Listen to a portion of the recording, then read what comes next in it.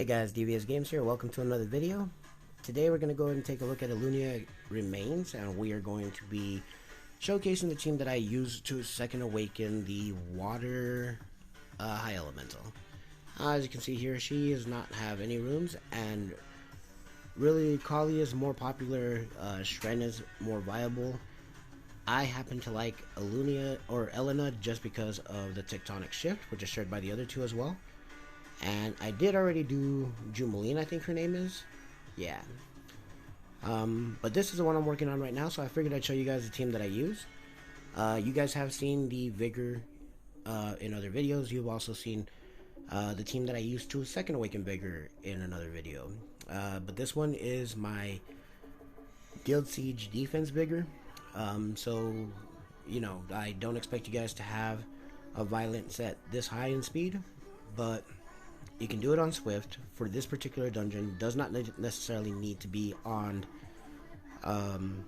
Violent, but he's on speed, HP. Not everything's grinded, so a little bit of room for improvement here. Get him a little bit faster with some speed grinds, a little bit tankier with some HP and defense percentage grinds. And here's his artifacts. Again, these are pretty much the best that I can get for him, and because of the reason that I'm using him in PvP content. Here's one of my Icarus.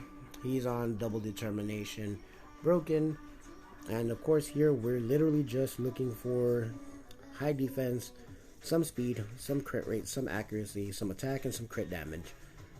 This is not a bad rune. Again, things need to be grinded, things need to be gemmed. But for the most part, these are going to be as good as I can get, because your Trikaru is a team that you really want to get going for your dragons. He is fully skilled up. And of course his artifacts are maxed out. He's got some co-op damage here, and some damage dealt on fire and wind, which is not necessary in this particular dungeon. And then here we've got my Suiki. Again, he's on Violent Nemesis, doesn't necessarily need to be this fast, but you do want to build him tanky, because he does go ahead and get stronger as the enemy monsters take a turn. In dungeons, it doesn't really go too long, so you don't necessarily get up to the 25 turns that they need, but you've got him on attack, HP, and gives him a little bit of tankiness. Could still use some grinds, get his HP a little bit higher, get his speed a little bit higher. And then we went ahead and put in some attack in here, because he does deal his damage based off of attack. You just want him tanky so that he lives the multiple turns to stack that particular effect. That being said, let's go ahead and take a look at the runs, and we'll see how they go.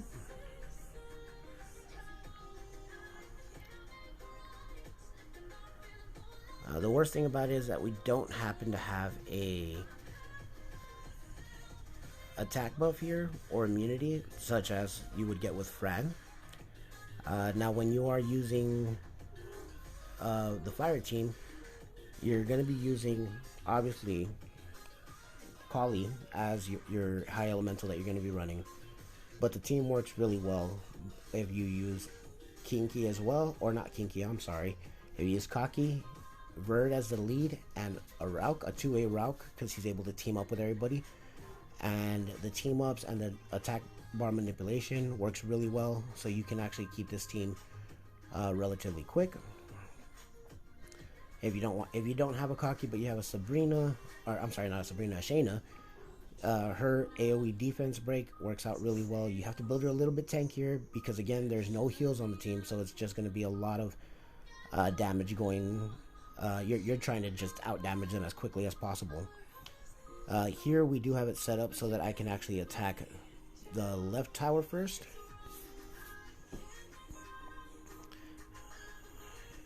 And after the left tower, we go straight for the boss. The left tower is the one that puts the defense break on us, which makes it a little bit harder for us. Oh, I'm sorry, it's not the left tower that puts a defense break. What does the left tower do? Oh, well, I can't check it now. I mean, it really doesn't matter for us. We have enough counterattacks that are coming from our Ikaru, and then we have enough sustain that's coming from our Vigor, and the AoE from our Squeaky that actually kills off the other tower. But apparently I believe that the left tower is more of a problem and we need to actually get rid of it quicker. As you can see, this is not a super fast team, and I do believe that 127 came from when I was using the fire team to get Kali up. Now granted, if we did put something on our Ellunia, it would make these runs a little bit faster or even safer, as she has a freeze on skill 3. She's got the big damage on skill 2, and she's got some dots on skill 1, so it would actually make it a little bit easier to kill the boss at the end, so long as she doesn't have the immunity on her.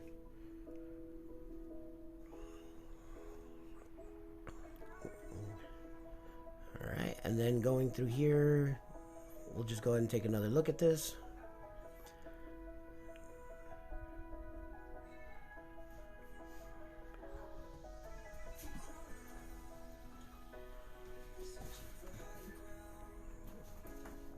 As you can see, once the Ellunia goes down, I do believe that my Ikaru is still getting all the necessary, or has all the necessary defense to bring all 3 monsters with him.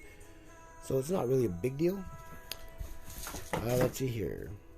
So this one gives immunity. Okay, so that's why we want to kill this one first.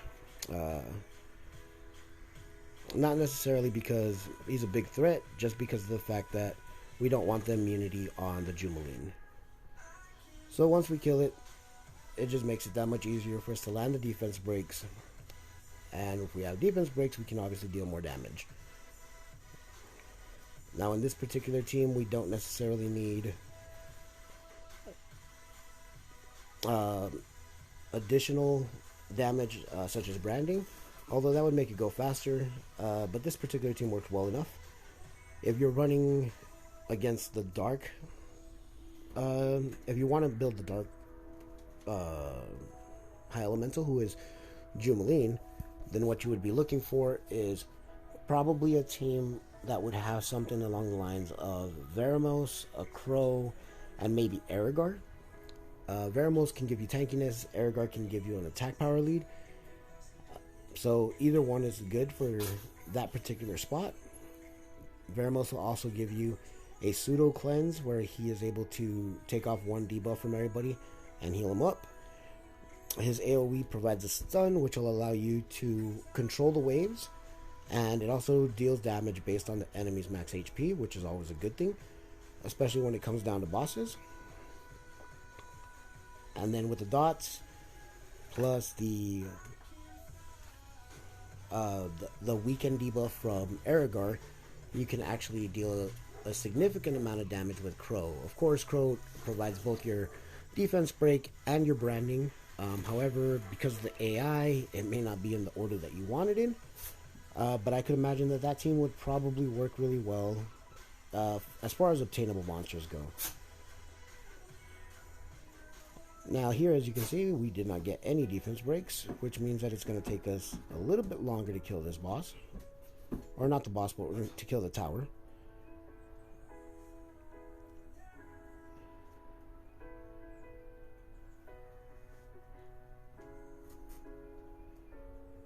Now, I know that I said that I do not advocate that you need fight runes on this particular team, but as you can tell, it is very helpful when trying to shed off that defense break.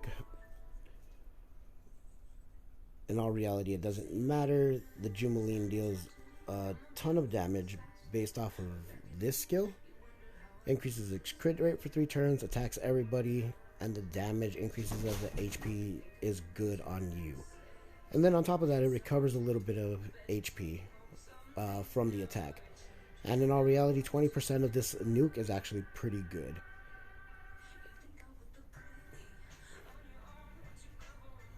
So here we go. It looks like we got one more run and we'll be able to second awaken her. If you guys are still with me to this point, Thanks a lot. I really appreciate it. And if you're curious as far as where I'm going to be using Shren, pretty much Shren is going to be taking the place of where you would usually use something like a Garo, Rauk, Kali, with the exception of the fact that there is no attack buff on the team. I would be using something like Susano, Shren, and Orion, or a Susano, Elena, and Fran, possibly. Just more options for 4-star towers. On top of that, I tend to build a lot of monsters just so that I have answers when I need them. Not necessarily a good thing, and it'll probably slow down my progression way more than it should. But to be totally honest, I'm not a big fan of PvP. So as far as PvP goes, the highest extent that I ever typically play on is going to be in Guild Siege. Currently we're in a Guild 1 Siege, or in a G1 guild, so you know we're not slackers. We're not low-level players. We do know what we're doing. But to be 100% honest, I know for a fact that I do not have the rune quality to be competing in a G3 siege, possibly a G2. My knowledge of counter picking certain defenses is not horrible, but again, it's not something where I can say that I'm 100% guaranteed that I'm always going to win that fight. So with that little insight into, my miss abilities, I just wanted to show you guys this team. As you can see, Elena has just maxed out, so we're going to go ahead and 2A her. And probably ruin her up as well. Anyway, guys, thanks a lot for joining. I really appreciate you guys watching. And if you guys stuck around till the end, I appreciate you that much more. Hope you learned something. Hope you enjoyed it. Hope you got something out of it. Take care. I'll see you guys in the next video.